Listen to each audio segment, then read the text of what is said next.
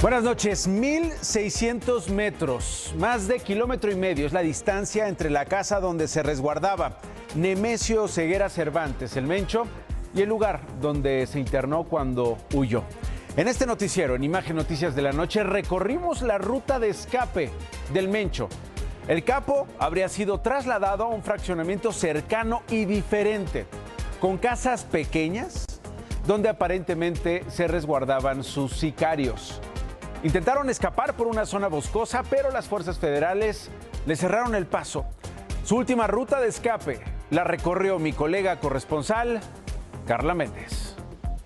Justo en esta zona es donde se presume se dio este enfrentamiento y así quedaron estos vehículos totalmente calcinados luego de este enfrentamiento que se diera en esta zona y que se extendiera precisamente hacia el cerro para llegar a este conjunto de cabañas. Por esta zona en donde presumimos intentaron precisamente pues que lograra escapar, porque al interior de este complejo de cabañas podemos observar cómo hay diferentes indicios regados. Queremos mostrarles, vamos a encontrar algunas cobijas tiradas, incluso casquillos regados en todo este complejo de cabañas. Y bueno, quiero mostrarles justo donde se encuentran estos casquillos que quedaron regados, porque esta presumimos sería la zona en donde se dio el enfrentamiento con las fuerzas federales.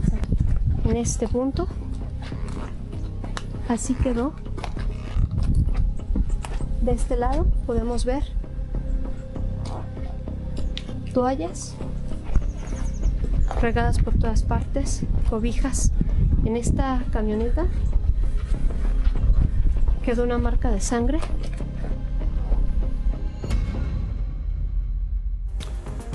Fue la ruta de escape de El Mencho para finalmente encontrar a las fuerzas del gobierno de México que lo abatieron. Y entramos también a su casa, la última que usó, en Tapalpa Country Club.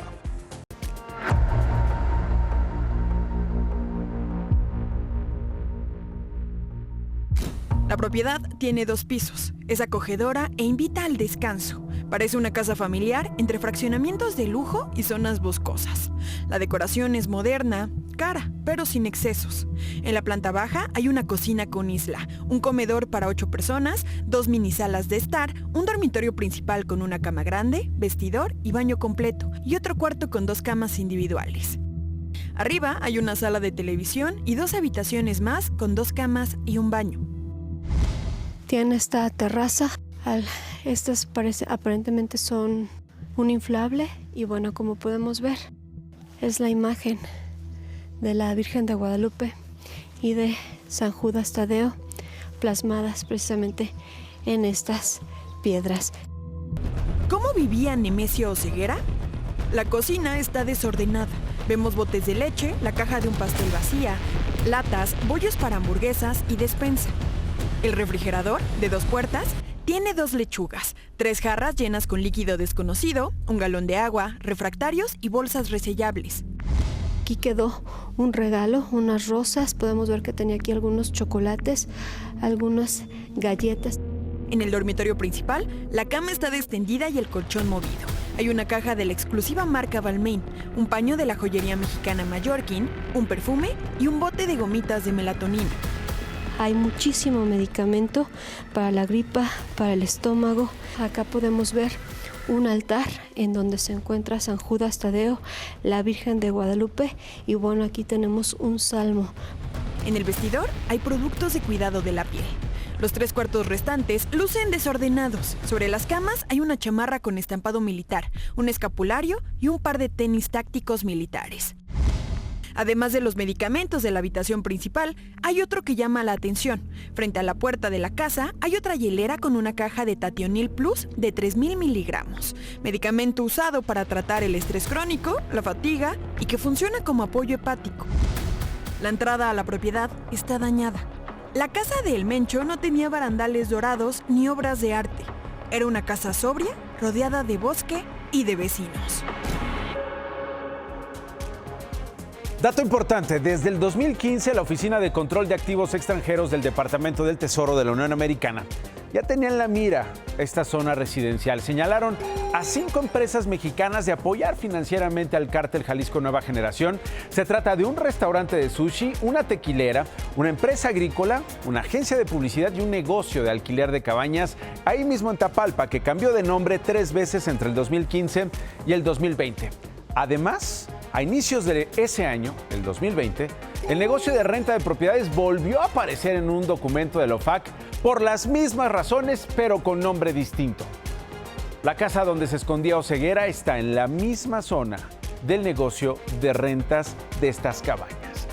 Y hace unos minutos, el presidente de los Estados Unidos, Donald Trump, se atribuyó el abatimiento de Nemesio Oseguera sin mencionarlo por su nombre. We've also taken down one of the most sinister cartel kingpins of all. You saw that yesterday. Más adelante le voy a contar qué dijo Trump en su discurso de Estado de la Nación.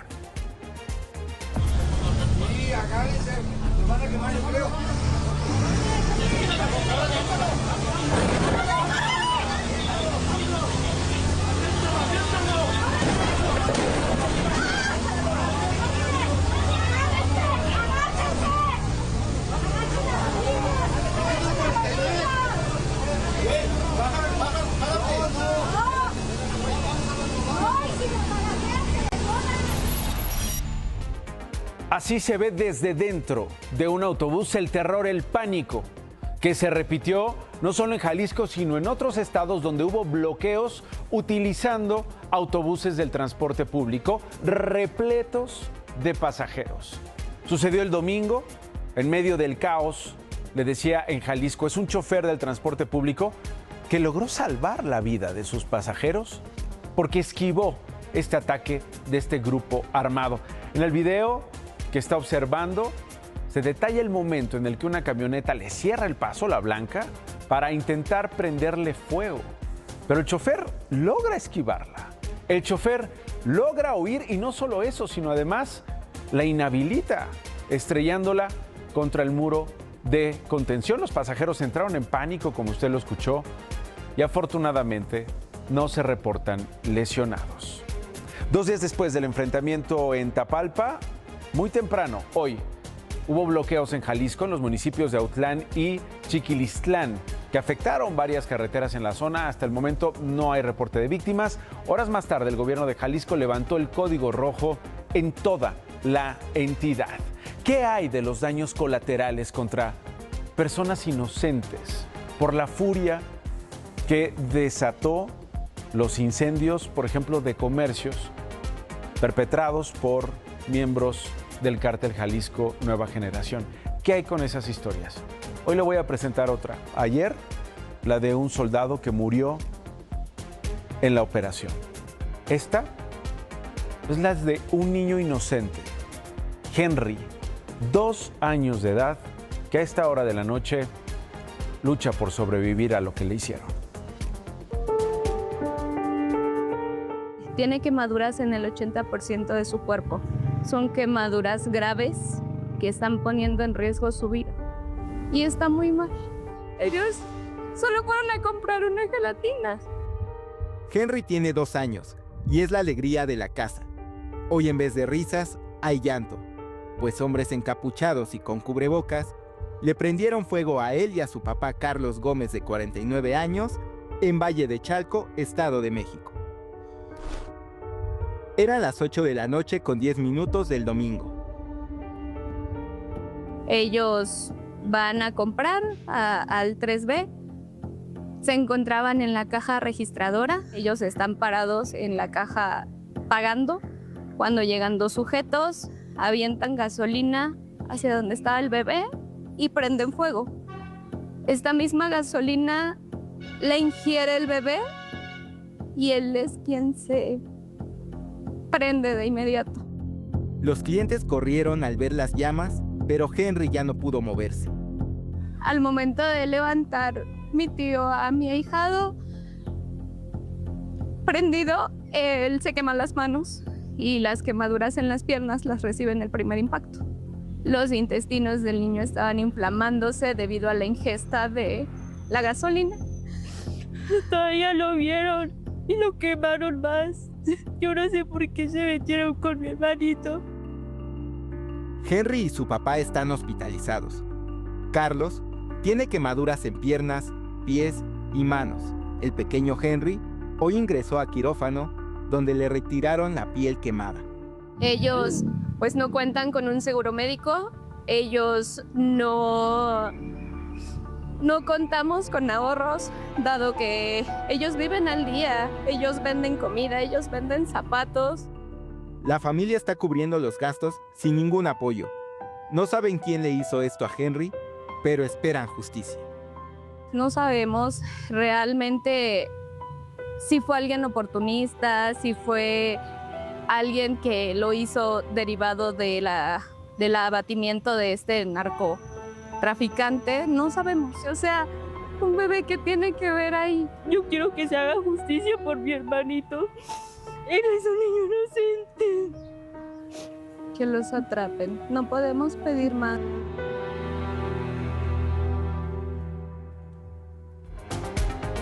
Dos años de edad.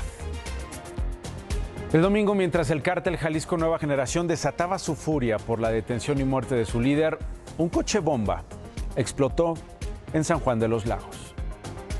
¡Ya! ¡Chinga tu madre! En un video que habría sido grabado por hombres de El Mencho, se ve el momento de la explosión de un vehículo en San Juan de los Lagos, Jalisco. La detonación habría sido planeada. El coche bomba ocasionó la muerte del capitán segundo de la Guardia Nacional, Leonel Cardoso Martínez, coordinador del Batallón de Seguridad en Carreteras en Aguascalientes. Era el encargado de resguardar rutas estratégicas. El domingo, un poco antes, en esa misma zona, hombres del cártel Jalisco Nueva Generación impactaron y detonaron una pipa de gas en instalaciones de la Guardia Nacional. Según el informe oficial, alrededor de las 2:45 de la tarde, el capitán recibió el reporte de un convoy de hombres armados y salió con su equipo de Aguascalientes a San Juan de los Lagos. En el camino, los guardias nacionales encontraron una camioneta aparentemente abandonada, pero vieron a dos hombres bajar y huir a pie. El capitán segundo Cardoso se bajó de su vehículo, se acercó y un artefacto explosivo oculto en el interior fue activado. Los mismos que lo emboscaron se quedaron a verlo y hasta grabarlo. Mira, ya se paró, ya se paró. No, ya se pararon. Aguanta. Ya. Chinga tu madre. El capitán perdió la vida y los agentes que lo acompañaban resultaron heridos. El soldado Marco Antonio Lorenzo Serrano con quemaduras en el 90% de su cuerpo. La teniente Edereidán Milagros Juárez con herida en cara y fractura en pierna derecha. Y el cabo Alejandro Omar Nuño con herida en ojo y pómulo derecho. Aguanta. Chinga tu madre. Un coche bomba. Esto en Jalisco. Me voy a Michoacán porque fueron detenidos 11 policías municipales de Ecuendureo. Ahí los tiene. Están acusados de participar en la quema de coches y bloqueos en la zona. Entre los detenidos se encuentra, ¿quién cree? Ni más ni menos que el propio jefe de seguridad del municipio, el director de seguridad pública, Jorge Andrés Valencia Sánchez, quien con 10 de sus oficiales encapuchados presuntamente circulaban en 2 patrullas municipales. ¿Qué hacían? Pues impedir a la Guardia Civil que retirara vehículos que bloqueaban algunos caminos. Hoy están detenidos. Y esta noche sigue resonando la pregunta, la que seguro usted también se hace. Y en medio de estas circunstancias, ¿habrá mundial en México? ¿Será seguro el mundial en México? ¿Se va a cancelar, sí o no? Bueno, el partido amistoso entre México y Portugal en el Estadio Banorte se jugará el próximo 28 de marzo aquí en la Ciudad de México. Hace unas horas la Federación Portuguesa de Fútbol emitió este comunicado para informar que están monitoreando la situación delicada que se vive en nuestro país, por lo que la decisión de que se juegue el partido será tomada por el gobierno portugués en coordinación con la Federación Mexicana de Fútbol. O sea, que está en veremos ese partido. Luego, el gobierno de Alemania pidió a la FIFA que ofrezca garantías de seguridad en México. 2 escuadras alarmadas. ¿Habrá más? Y esto mismo respondió hoy la presidenta de México. ¿Qué garantías hay para que se realice el Mundial en esta sede? Todas las garantías. Todas las garantías. No hay ningún riesgo para los visitantes. Riesgo. Ninguno. Y este martes llegaron a Puerto Vallarta, Jalisco, 103 elementos de infantería de la Marina para reforzar la seguridad en este destino. Es un contingente que arribó en el buque Usumacinta junto con varios vehículos tipo pick-up que van a integrar los patrullajes terrestres. La Armada pretende mantener sus recorridos de vigilancia marítima y aérea como parte de un operativo con autoridades de los 3 niveles de gobierno.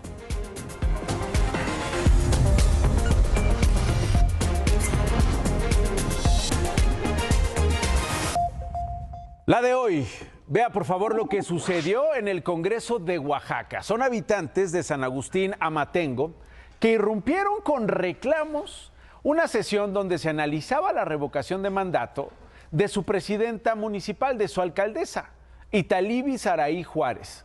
Ella, la que está en pantalla, pertenece al Partido del Trabajo. Mientras esto se discutía en el Congreso de Oaxaca, interrumpen estos habitantes de esta manera.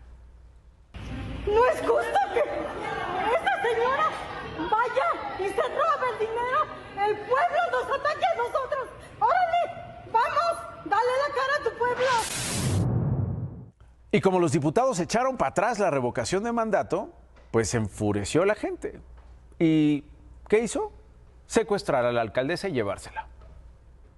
Observamos los empujones que están dando, quieren retener a la presidenta municipal aquí al interior del recinto legislativo.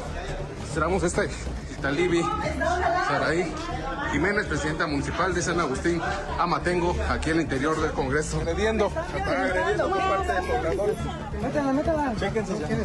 No hay personal de seguridad aquí al exterior. Han dejado sola a la presidenta municipal. Como de película. Luego vino esta persecución, mire. Ahí van tras la alcaldesa a recuperarla, que se la llevaron en una ambulancia. Los pobladores pues querían llevarla al municipio para que rindiera cuentas a la comunidad por el aumento a la deuda municipal, falta de pago a trabajadores y presunta corrupción. Después una patrulla interceptó esta ambulancia donde iba la alcaldesa. La policía estatal detuvo a 30 personas y liberaron a la mujer. Nora Bibrich, alcaldesa de Bacanora, en Sonora, fue atacada a balazos cuando viajaba en una camioneta junto a su hijo por la carretera Hermosillo-Mazatlán, a la altura del kilómetro 60. La edil resultó ilesa, pero su hijo, quien conducía el vehículo, murió en el lugar. Según la Fiscalía del Estado, la agresión habría sucedido tras un incidente vial. Se le cerró una camioneta, no le dieron el paso, la otra camioneta los alcanzó y entonces abrió fuego. La agresión fue concretamente hacia el conductor del vehículo, no al acompañante. Es decir, la agresión, concluyendo, en este momento no tenemos ningún dato que nos permita suponer que fue un ataque directo en contra de la presidenta municipal de Bacanora.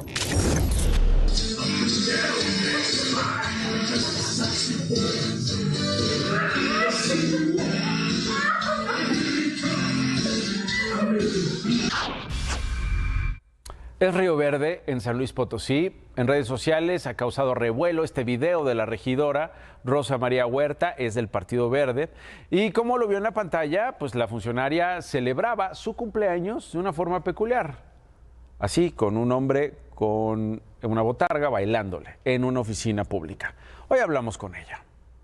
Ese día era mi cumpleaños, no era una stripper, era una botarga, era un comediante chusco que se dedica aquí en Río Verde, muy conocido. A él se le hizo fácil y llegó a ella a darme esa sorpresa y ese regalo, que vaya qué regalo me dio. Me dio mucha gracia, me dio mucha risa, lo vi muy chusco. Quizás mi error fue haber permitido que fuera ahí en las instalaciones de la presidencia, pero bueno, pues ya era fuera del horario. Más bien siento que es como un golpeteo político.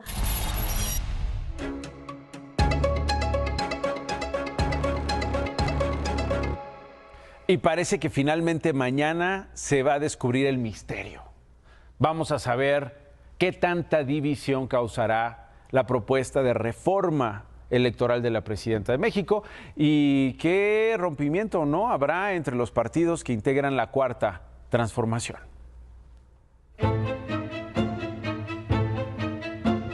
La presidenta aseguró que mañana sí presentará su reforma electoral, pero en el Congreso comenzaron a dudar.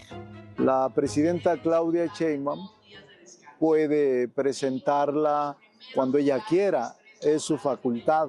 Aunque nada se supo hoy del Partido del Trabajo, aliado indispensable de Morena para aprobar la reducción de los plurinominales y del financiamiento a partidos y organismos electorales, el coordinador de los diputados del Verde defendió el derecho a no coincidir. Y habrá siempre cosas en las cuales coincidas y habrá quizá algunas en las que no, mas eso no es ni ruptura, ni indisciplina y mucho menos traición. Dos de los protagonistas de la encerrona de lunes en Palacio negaron peligro de ruptura en la coalición oficialista y minimizaron las versiones de que ahí hubo regaños y tensión, porque entre ellos dijeron, hay respeto a la división de poderes. No hay ninguna risquidez, que no siembren la insidia donde no hay. Estamos más unidos que nunca, como venga, con reforma o sin reforma, vamos por una mayoría calificada para el 2020. El ambiente es de aliados todavía. Pero los senadores Sandía, verdes por fuera, guindas de corazón, comenzaron a rajarse. Sí, la democracia mexicana es una de las más costosas a nivel mundial y eso siempre podrá mejorar. Nunca se le va a regatear nada a la jefa del Estado mexicano. Otros del Verde prefirieron esperar, adelantando que ningún cambio puede ser a costa de la democracia construida por años. Ante la división interna que se avecina, el coordinador Manuel Velasco espera un acuerdo milagroso. La idea es que vayamos todos juntos. Y la oposición siguió contando las veces en que la reforma no llegó. Primero dijeron que presentarían la reforma en septiembre, luego en octubre, luego en noviembre, luego en diciembre, luego en enero, luego el primer día de febrero, luego el 15 de febrero, luego que ayer, luego que mañana. Discúlpame si en este momento mejor no doy mi opinión. Bueno, y a ver si mañana se presenta y a ver en qué tono lo reciben los aliados, ¿no? Que pues no encuentran acuerdos, no les salen las cuentas, no les salen los huesos, me imagino, no les salen los recortes y pues han retrasado finalmente el acuerdo que buscaba la presidenta, que hoy en cambio encabezó el Día de la Bandera desde Campo Marte en la Ciudad de México. Ahí abanderó más de 1,000 escoltas de secundarias, bachilleratos y fuerzas armadas. Esto sucede 2 días después del operativo que culminó, usted sabe, con la muerte de Nemesio Ceguera, considerado entonces el último mayor líder criminal. Ya no hay cabezas, era el último, ¿eh? El Mayo está en Estados Unidos, el Chapo está en Estados Unidos, líderes regionales detenidos, y el que quedaba, el Mencho, pues ya no es esta cabeza criminal que andaba a salto de mata. No hay hoy cabezas. No hay hoy líderes de cárteles. Ni el secretario de la Defensa, el general Ricardo Trevilla, ni la propia presidenta hablaron directamente del tema, aunque pidieron unidad. En ese lienzo tricolor late la sangre de quienes defendieron nuestra tierra. Respira la esperanza de quienes soñaron un país libre y vibra la fuerza de un pueblo que jamás se ha arrodillado. La bandera de México encarna un profundo significado junto con nuestro imponente himno y el bello escudo nacional. Le contaba al inicio del noticiero que el presidente de los Estados Unidos, Donald Trump, celebró y se atribuyó la operación contra Nemesio Ceguera, el Mencho, en México. Trump dio un largo discurso del Estado de la Unión ante el Congreso de ese país, respaldado por el vicepresidente J.D. Vance y el presidente de la Cámara de Representantes, Mike Johnson. Trump comenzó celebrando que su nación está de vuelta. Entre los primeros temas que presumió fue su política antimigrante. We now have the strongest and most secure border in American history by far.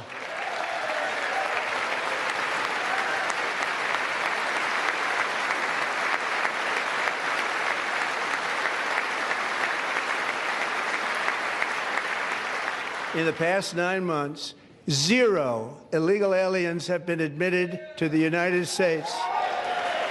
We are deporting illegal alien criminals to our country at record numbers, and we're getting them the hell out of here fast. We don't want them.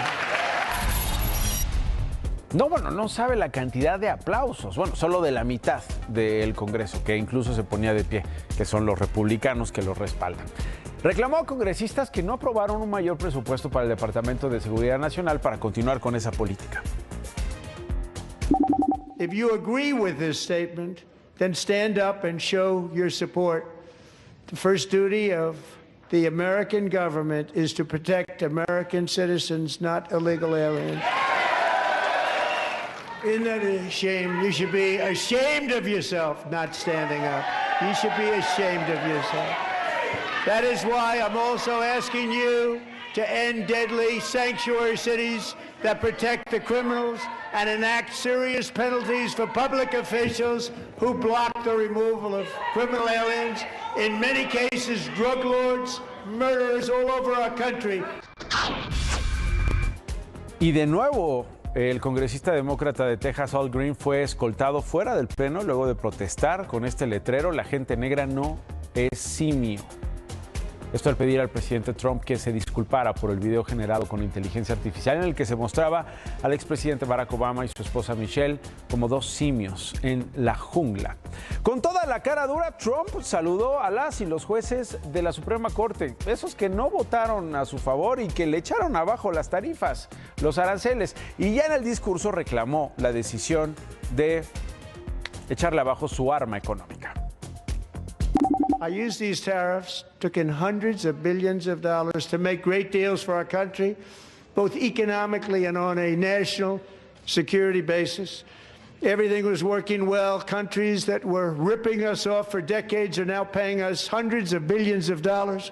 And yet these countries are now happy, and so are we. We made deals. The deals are all done. And they're happy. They're not making money like they used to, but we're making a lot of money. La Suprema Corte, la Corte Suprema en México, le retiró, en otros temas, al exgobernador de Tamaulipas, Francisco Javier García Cabeza de Vaca, el amparo que impedía ejecutar la orden de aprehensión en su contra. En la sesión de este martes, 9 ministros votaron por unanimidad que la Fiscalía General de la República siga con la carpeta de investigación en la que también aparece la madre, la esposa y un hermano del político.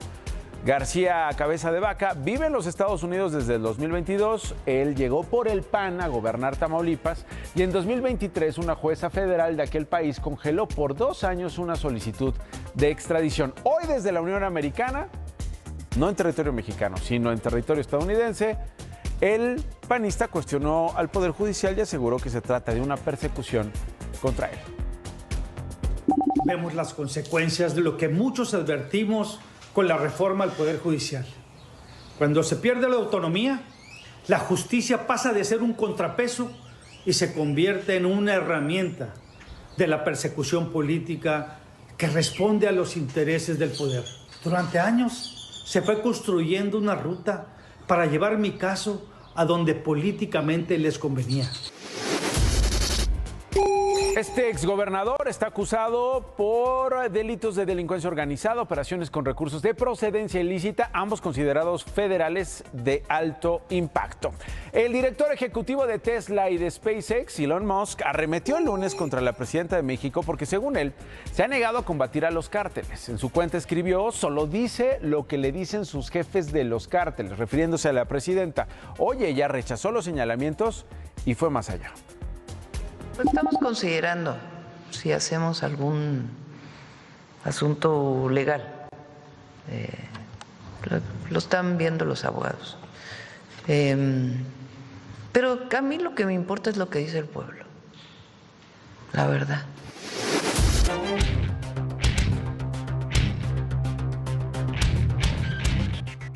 Muy probablemente durante todo el día oyó a gente decir: qué alta está la inflación, cómo han subido los precios, porque aumentó la inflación en esta primera quincena 0.25% para llegar a un 3.92% de tasa anual.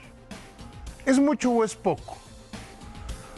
Banco de México se puso como meta que la inflación fuera del 3% y dejar un intervalo de 1% arriba o abajo.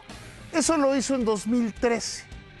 La inflación hoy, este dato, la inflación en este momento, este dato, nos revela que estamos teniendo una de las inflaciones en el promedio que ha habido. La inflación ligeramente ha estado arriba del 4%. Pero lo que llama la atención aquí, lo que yo creo que es más importante es las decisiones de política monetaria que ha tomado Banco de México han sido las correctas. Porque, entre otras cosas, se dieron una pausa para ver cuál era el impacto de los aranceles con los países que México no tiene tratado de libre comercio y el aumento de precios de algunos servicios públicos, de algunos impuestos que decretó el gobierno federal. La inflación está razonablemente contenida, incluso si la vemos por sus componentes, queda bastante bien. Échame la cámara, échame la cámara. Ya vieron a Donald Trump. A mí me recuerda a ya sabes quién, Nacho, a ti no. Pero lo importante es que dejó claro que el Tratado de Libre Comercio, ahí va viento en popa. A mí también, y son varias similitudes, David, no acabaríamos. Gracias. Voy a pausa, regreso, no se vaya. La última y me voy con esta escena, miren nada más. Es Puebla. Esta imagen se viralizó, una bandera monumental izada al revés. Es el Cerro de la Paz en la capital. Después se dieron cuenta y pues la izaron como debe ser. ¿Habrá multa? Gracias por hoy.